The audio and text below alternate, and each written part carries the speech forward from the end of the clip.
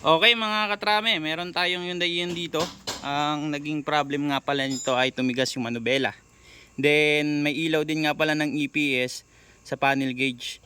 Ngayon upon scanning, may lumabas na fault code na C2412 and C2414. Ayun yung fault code na lumabas. Ngayon upon checking, nakita naman natin yung motor is goods pa kasi in-inspect naman natin. And then chinek din natin yung components. Yan. Ngayon, pinaltan natin ng module for the meantime kasi ito. Yan. Meron din tayong isang Hyundai Ion na gamit pang service.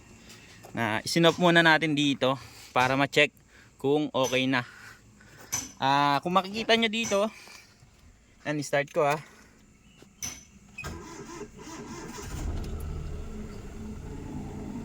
Yan. Wala yung EPS, di ba? Galawin natin yung manubela. Ayan, malambot na. Ngayon, ipapalit ko yung luma kasi itong nakakabit dito, ipapalit ko yung isa na nakakabit talaga dito. Kasi yung nakakabit dito na module ng EPS is doon galing sa ating isang Ion. Tinry lang natin kung magwo-work at kung okay siya. Ngayon, umokay naman so far. Nandun yung isang module. Ikakabit natin yung luma. Makikita nyo dito mag-a-appear yung EPS, and then matigas tong manubela natin. Yan.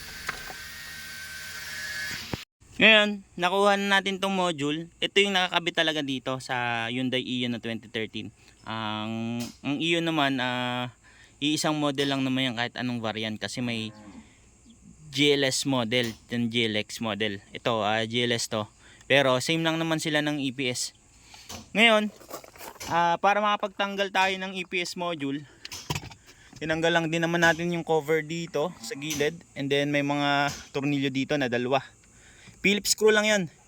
And then dito nagtanggal din tayo ng cover ng steering column para maluwag tayo pagka nag-access tayo dito sa module.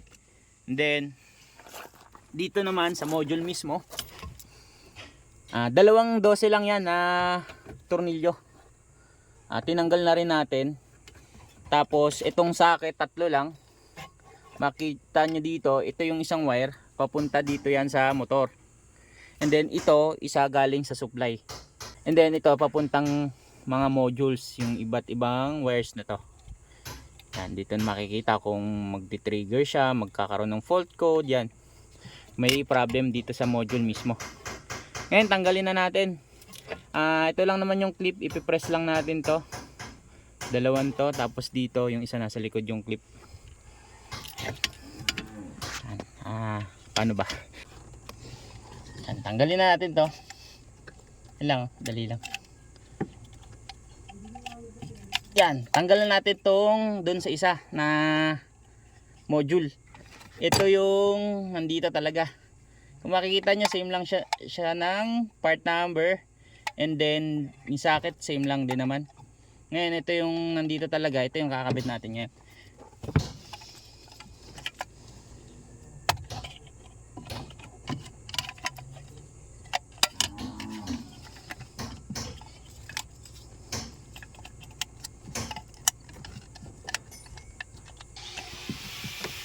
Yan.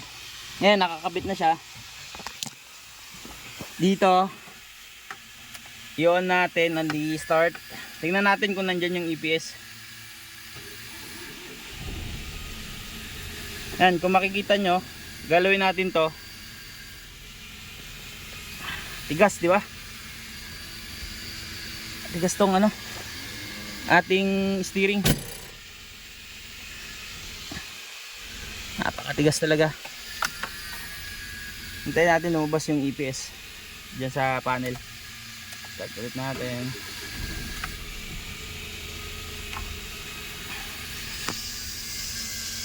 Tigas.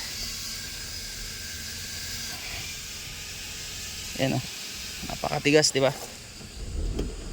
Yan, lumabas na ulit. Yan yung EPS Tigas, manubela. Ito yung EPS, lumabas na sa panel. Ayan yung nakakabit talaga dito. Tinry lang natin tong isa doon kulay pula para kung sureball nga na ito yung problema. Ngayon ikakabit natin ulit to. Yan. Order na nga pala tayo galing pang Antipolo. Plus nating TPS, ikakabit na natin to para matest na. Yan, kung makikita nyo dito, wala na yung EPS. Ito yung na yung surplus na kinabit natin na module. Yan, EPS module. Yung surplus. Ito yung dito yung pinagpalitan nandun. Yan, yan. So far, so good na. Lambot na. Kanina napakatigas. Yan, okay na. Thank you guys sa panonood.